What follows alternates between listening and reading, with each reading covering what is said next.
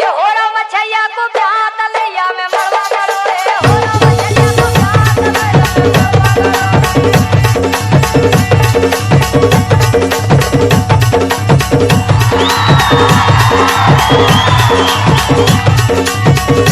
This is Roshan Yadav exclusive.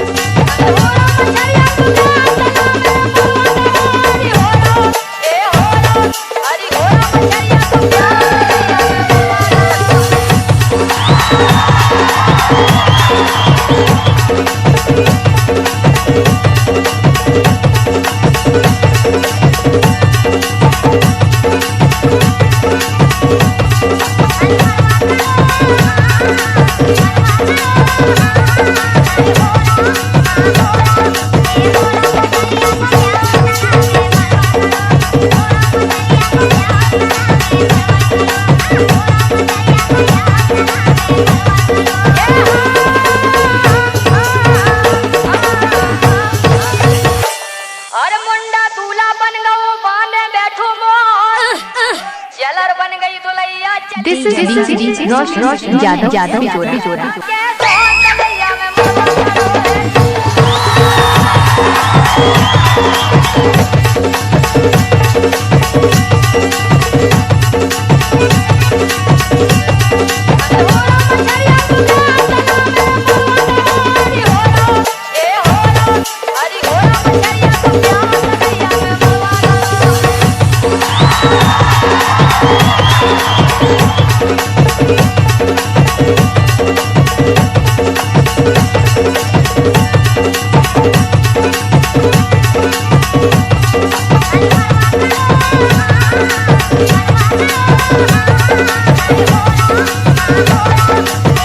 Oh,